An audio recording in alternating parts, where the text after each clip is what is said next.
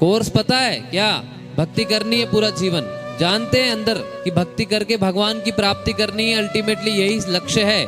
परंतु यहाँ पर बैठा हर व्यक्ति, हर प्राणी एक ही कार्य के लिए आया है, यहाँ पे आनंद लेने। हम भी आनंद को ढूंढने के लिए पता नहीं कहां कहां जाते हैं, कौन सी वस्तु में ढूंढ रहे हैं, किसी व्यक्ति में ढूंढ रहे हैं, कहां ढूंढ रहे हैं, परंतु आनंद तो हमारे अंदर ही है। धर्म का अर्थ केवल ये नहीं है आप ये सोचो कि हाँ मैं धार्मिक हूं। हम भगवत गीता का प्रचार प्रसार करते हैं, भागवतम भगवत गीता का प्रचार प्रसार करते हैं, और हमारे गुरुजी जो हैं श्री वृंदावन चरण दास जी जो हमारे शिक्षा गुरु हैं, वो एक ही बात कहते हैं कि हर धर्म का व्यक्ति अपने ग्रंथ को जानता है, समझता है ना। परंतु सामान्यता जो सनातन धर्मी है वो अपने धर्म ग्रंथ को नहीं पढ़ता, वो अपने धर्म ग्रंथ को नहीं जानता, वो नहीं पता उसको कि धर्म ग्रंथ के अंदर भगवान या भक्त हमसे क्या कह रहे हैं। हम मंदिर जाते हैं, हम पूजा करते हैं, हम अगरबत्ती भी भगवान को दिखाते हैं, परंतु सबसे इम्पोर्टेंट चीज भगवान की बात नहीं मानते। जो भागवत प्रभु ने कहा कि भगवत गीता कितनों ने पढ़ी है, कितनों ने समझी है, तो अल्टीमेटली सबके हाथ कम होते गए। इसका अर्थ क्या है कि हम अगर बच्चे को, अपने बच्चे को आप क्या ज्ञान देते हैं?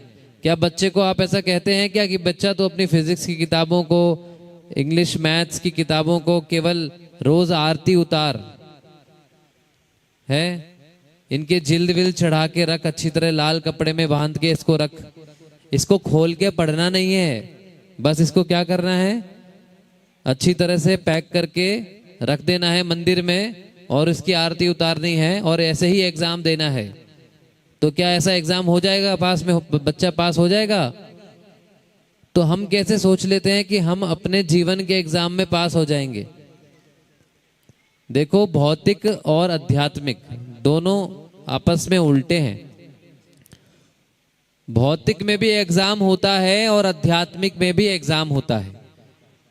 जो भौतिक का एग्जाम है ना, उसके अंदर आपको एग्जाम की डेट पता है कि कब एग्जाम होना है, ये आपको मालूम है। जैसे बच्चे को पता होता है ना कि इस दिन मेरा एग्जाम है, उसमें डेट पता है, उसके अंदर कोर्स भी पता है कि क्या क्या कोर्स है, ठीक है, जिससे पढ़ाई करनी है वो भी पता है, परंतु क्वेश्चन पेपर क्या आने वाला है वो नहीं पता। पर अगर हम आध्यात्मिक एग्जाम की बात करते हैं तो उसके अंदर कोर्स पता है हमें। कोर्स क्या है? हमारे शास्त्र हैं और हमारा जीवन है जो हम चल रहे हैं, है ना। और क्वेश्चन पेपर में क्या आने वाला है ये भी पता है। क्वेश्चन पेपर में क्या आने वाला है ये भी पता है, परंतु डेट नहीं पता। तो एग्जाम कब आएगा? किसकी डेट नहीं पता हमें? मृत्यु की। किसकी? हाँ। कोर्स पता है क्या? भक्ति करनी है पूरा जीवन, जानते हैं अंदर कि भक्ति करके भगवान की प्राप्ति करनी है, अल्टीमेटली यही लक्ष्य है, परंतु डेट नहीं पता कि कब एग्जाम आ जाएगा। अच्छा, अब एक बात बताओ, अगर आपके स्कूल में, बच्चों के स्कूल में ऐसे अनाउंस कर दिया जाए कि भाई कभी भी टीचर एग्जाम ले सकता है, तो बच्चे की तैयारी कब कराओगे? कब कराओगे? हमेशा तैयार रखोगे बच्चे को, हर रोज तैयार रखोगे। प्रभु जी तो अध्यापक हैं, प्रभु जी को तो पता ही है कि हर रोज तैयार रखना है। अगर ऐसा अनाउंस कर दिया जाए कि एग्जाम कभी भी हो सकता है, तो हर रोज तैयार रखोगे नहीं रखोगे बच्चे को? हर रोज। तो मृत्यु का एग्जाम भी कभी भी हो सकता है, तो इसलिए हमें हर रोज तैयार रहना है। हम सोचते हैं कि नहीं बाद में जब मृत्यु आएगी तब देखेंगे, नहीं। और मृत्यु का एग्जाम में क्या आता है? भगवान ने गीता में क्या कहा है? यम यम वापि स्मरण भावम त्यजन्ते अंत कलेवरम, कि जैसे जैसे मरने के समय हमारा भाव होगा ना, हमारी चेतना होगी, वैसे ही हमें अगला शरीर मिलेगा। अगर किसी जानवर का भाव कर दिया तो क्या होगा? जानवर का ही शरीर मिल जाएगा। जैसे कि भरत महाराज की कहानी सुनी होगी। भरत महाराज पहले बहुत बड़े राजा थे और बहुत बड़े भक्त थे भगवान के। उन्होंने भगवान की प्राप्ति के लिए सब कुछ त्याग दिया, अपने 5 पुत्रों के नाम सारा राज्य कर दिया और खुद चले गए भगवान का भजन करने, भक्ति करने जंगल में। बहुत बड़े भक्त बन गए, परंतु क्या हुआ? एक हिरण से उनकी आसक्ति हो गई। एक बार एक हिरण जो फीमेल हिरण थी वो पानी पी रही थी, उसके पेट में बच्चा था हिरण का। तो शिकारी के डर से वो भागी और उसने अपना बच्चा वहीं छोड़ दिया। उस बच्चे को प्यार करके उसको बड़ा करने के, पाल पोस के बड़ा करने में कि इसका कोई सहारा नहीं है, मैं ही इसका एकमात्र सहारा हूं, ये सोच के वो उस बच्चे के अंदर पूरी तरह से लग गए और भगवान को भूल गए, भक्ति भूल गए, साधना भूल गए, अपना आश्रम का रास्ता भूल गए। और क्या किया उन्होंने? केवल सारा जीवन उस हिरण के उसमें ही लगा दिया। तो अगले जन्म में वो हिरण ही बने। अब क्योंकि वो बहुत बड़े भक्त थे, इसलिए उनको याद रह गया कि मैं पहले भक्त था और मैं इस हिरण से आसक्ति कर बैठा, इसलिए मुझे भी हिरण का जन्म लेना पड़ा। इसलिए वो आश्रम के आसपास भटकते रहते थे। हिरण थे परंतु आश्रम के आसपास भटकते रहते थे। झूठा जो होता था उसको खाते थे, भक्तों का फेंका हुआ, छोड़ा हुआ, और सुनते थे। जो कथा वथा होती थी हिरण के रूप में उसको सुनते थे। फिर अगला जन्म उनको वापस चांस मिला भक्ति करने का और फिर वो जड़ भरत बने। कौन बने? जड़ भरत। और वो भक्ति करके फिर भगवान के धाम गए। तो इसका अर्थ क्या हुआ कि वो उस वक्त मृत्यु के एग्जाम में फेल हो गए थे, इसलिए उनको क्या बनना पड़ गया? हिरण बनना पड़ गया। तो हम सब भी देखो, हम सब, आप, मैं, हम सब, आप सब यहां आए हैं। आप सब यहां क्यों आए हैं? मेरा ये प्रश्न है। कोई हाथ खड़ा करके बताए आप यहां पर क्यों आए हैं? हाँ प्रभु जी बताइए। कथा सुनने आए। कथा सुनने से आपको क्या मिलेगा? कोई बात नहीं। हाँ प्रभु जी, मन की शांति मिलेगी। प्रभु जी ने क्या बोला? मन की शांति मिलेगी। हाँ जी बताओ। कथा सुनने आए हैं, वही हमारा प्रश्न है। क्या मिलेगा कथा सुनने से? ज्ञान मिलेगा। ज्ञान, अगर आप ज्ञानी बन जाओगे तो क्या होगा? क्या मिलेगा आपको ज्ञान से? भक्त बन जाओगे। अगर भक्त कौन होता है? भक्त को क्या मिलता है? भक्त कैसा होता है? भक्त को क्या प्राप्त होता है? नहीं, सही जा रहे हो आप, अच्छे उत्तर दे रहे हो। आनंद। क्या मिलता है भक्त को? आनंद। यहां पर बैठा हर व्यक्ति, हर प्राणी एक ही कार्य के लिए आया है यहाँ पे, आनंद लेने। क्या लेने आया है? हाँ, आप सब यहाँ पे आनंद की खोज में आए हो। किसकी खोज में आए हो? आनंद की खोज में आए हो। उन्होंने कहा ना मन की शांति।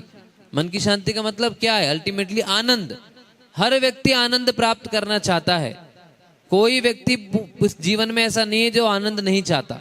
आप सब भी आनंद चाहते हैं। ये हम सबका लक्ष्य है और केवल मनुष्यों का नहीं, जानवरों का भी यही लक्ष्य है। एक जानवर जो है, अगर कुत्ता है उसको आप धूप में खड़ा कर दो, वो अपने आप छांव में जाएगा क्योंकि उसको छांव में आनंद आता है। और अगर एक पौधे को आपने छांव में रख दिया तो वो अपने आप धूप की तरफ मुड़ेगा। क्यों? क्योंकि उसको सनलाइट की जरूरत है जीने के लिए, उसको वहां आनंद आ रहा है। तो हम सब आनंद चाहते हैं। हम सब क्या चाहते हैं? आनंद। परंतु अब प्रॉब्लम क्या हो गई है? चाह तो सही चीज रहे हैं पर गलत जगह ढूंढ रहे हैं। गलत जगह ढूंढ रहे हैं, लोगों में ढूंढ रहे हैं, रिश्तों में ढूंढ रहे हैं, वस्तुओं में ढूंढ रहे हैं। और ना तो रिश्तों में कोई आनंद है, ना वस्तुओं में कोई आनंद है। आज सुबह ही माता जी के हस्बैंड से हमारा पॉडकास्ट था, तो उन्होंने यही हमसे पूछा प्रश्न, रिश्तों के बारे में, कि रिश्ते कैसे सही होंगे। तो हमने उनको यही कहा कि रिश्ते इस जगत के अंदर आजकल कॉन्ट्रैक्ट हैं। क्या है? कॉन्ट्रैक्ट है। कॉन्ट्रैक्ट के ऊपर पति पत्नी साथ आते हैं कि भैया तुम मेरी पति बोलता है तुम मेरी पूंछ पे पैर नहीं रखोगे, और पत्नी बोलती है तुम मेरी पूंछ पे पैर नहीं रखोगे। कॉन्ट्रैक्ट करते हैं हम। क्या करते हैं? हाँ, आपस में जो बड़े रिलेशंस, आज बड़े बड़े मैरिजेस भी होते हैं, वो भी आपस में क्या करते हैं? कॉन्ट्रैक्ट करते हैं। वो ढूंढते हैं कि भाई हमारा धंधा किसमें ज्यादा बढ़ा होगा, है ना। दो डॉक्टर आपस में मैरिज करते हैं देखने के लिए, भाई अपन बड़ा हॉस्पिटल खोलेंगे, कॉन्ट्रैक्ट करते हैं पहले ही। तो कहने का अर्थ क्या है? आजकल जो रिश्ते भी हैं वो किस पे हो गए हैं? कॉन्ट्रैक्ट पे हो गए हैं। तो वास्तव में हम जो आनंद ढूंढ रहे हैं ना, इसमें उसमें इन सब में आनंद नहीं है। ये वैसे ही है जैसे कि एक हिरण क्या करता है? वो एक हिरण के ना अंदर, आपको मालूम होगा, हिरण की नाभि में कस्तूरी होती है। अब वो जंगल में क्या करता है हिरण? वो भागता रहता है, उसकी खुशबू आती है उसको कस्तूरी की, तो वो सोचता है कि ये कहां से आ रही है खुशबू, कहां से आ रही है। उसको ढूंढने के लिए वो पागल हो जाता है, कभी किधर भागेगा, कभी किधर भागेगा, कभी किधर भागेगा, परंतु उसको यही नहीं पता कस्तूरी उसके अंदर ही है, उसकी नाभि में ही है। इसी तरह हम भी आनंद को ढूंढने के लिए पता नहीं कहां कहां जाते हैं, कौन सी वस्तु में ढूंढ रहे हैं, किसी व्यक्ति में ढूंढ रहे हैं, कहां ढूंढ रहे हैं, परंतु आनंद तो हमारे अंदर ही है।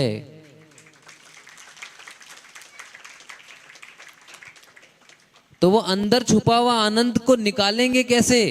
हरे कृष्ण कृष्ण कृष्ण हरे हरे, हरे राम राम राम हरे हरे।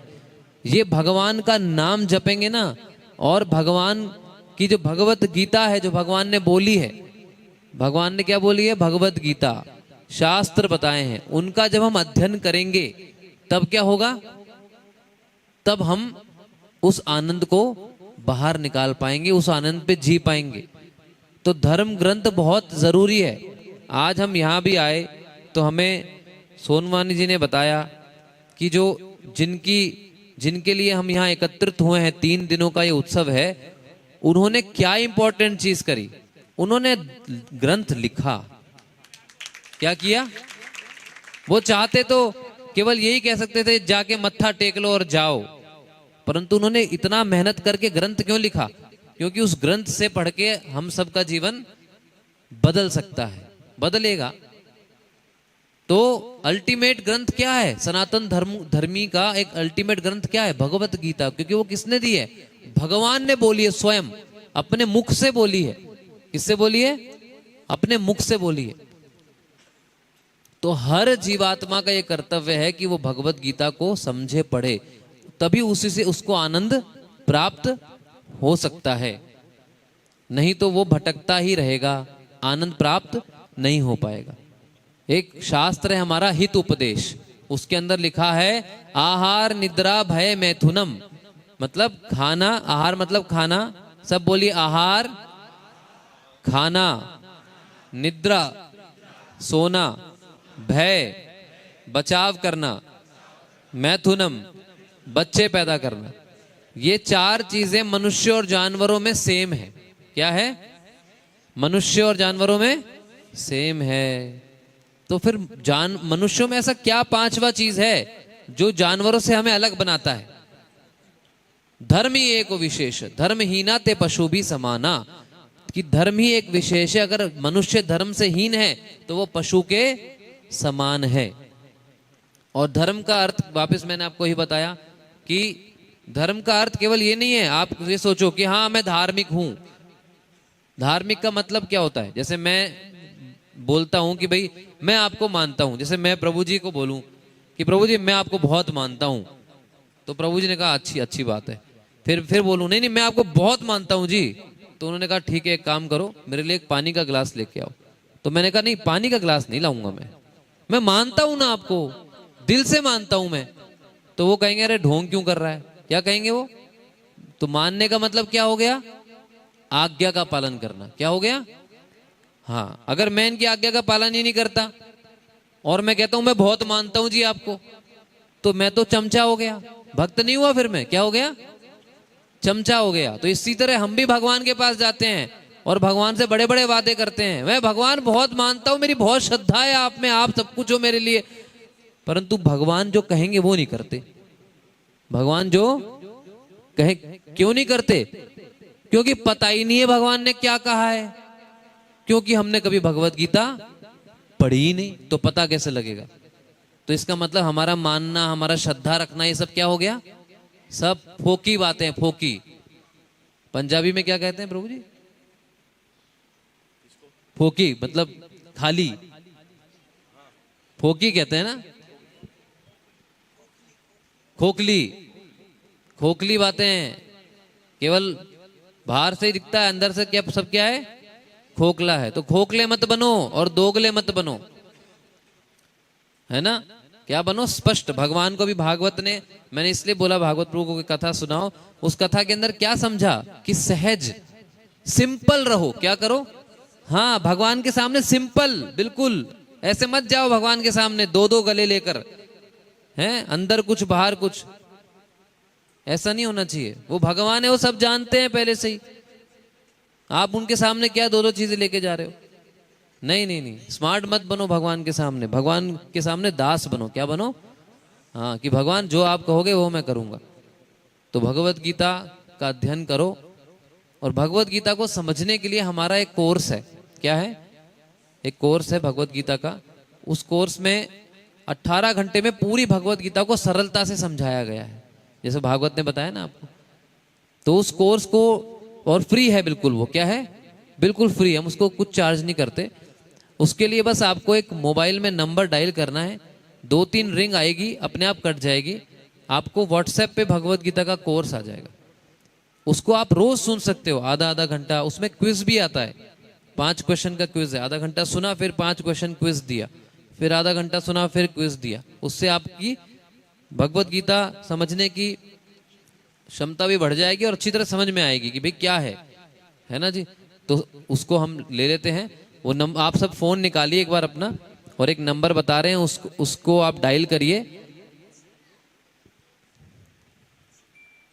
नंबर है 72-100-82-100। वापस बोल देते हैं, 72-100-82-100। ये नंबर है, इस पे आप कॉल कर दीजिए। इस पे आप कॉल कर देंगे तो 2-3 बार रिंग आएगी और फिर कट जाएगी। हाँ, यही नंबर है। हाँ नहीं, 72-100-82-100, 82-100, 72-100-82-100, है ना? अब इस पे कॉल कर देंगे तो कट जाएगा, और व्हाट्सएप पे एक लिंक आएगा आपको। हाँ, अब व्हाट्सएप पे खोलेंगे तो लिंक आएगा, उस लिंक को डाउनलोड करेंगे तो वो आप भगवत गीता का फ्री कोर्स का ऐप है, उसको डाउनलोड करके उसको सुन सकते हैं। सुनिएगा जरूर। अगर ऐसे नहीं होता है तो आप डायरेक्ट ऐप स्टोर या प्ले स्टोर पे जाके गिव गीता टाइप कर दीजिएगा, GIVEGITA, गिव गीता। अपने शहर में प्रोग्राम करवाने के लिए इस नंबर पर कांटेक्ट करें। वृंदावन गोवर्धन में गुरुकुल, मंदिर और आश्रम के निर्माण में सहायता करें और श्री श्री राधा कृष्ण के प्रिय बने। जो ब्रज में भगवान का घर बनाता है, भगवान श्री कृष्ण उसका घर वैकुंठ धाम में बनाते हैं। स्क्रीन पर दिए गए अकाउंट नंबर या QR कोड को स्कैन करके आप डोनेट कर सकते हैं। डेली स्पिरिचुअल क्लिप्स के लिए सब्सक्राइब करें डॉक्टर वृंदावन चंद्रदास जी के चैनल्स को। फ्री गीता कोर्स प्राप्त करने के लिए गूगल पर जाएं और टाइप करें givegita.com। लाइक करें, शेयर करें, सब्सक्राइब करें और सनातन को पूरे विश्व में फैलाएं। हरे कृष्णा। आपका बहुत बहुत धन्यवाद।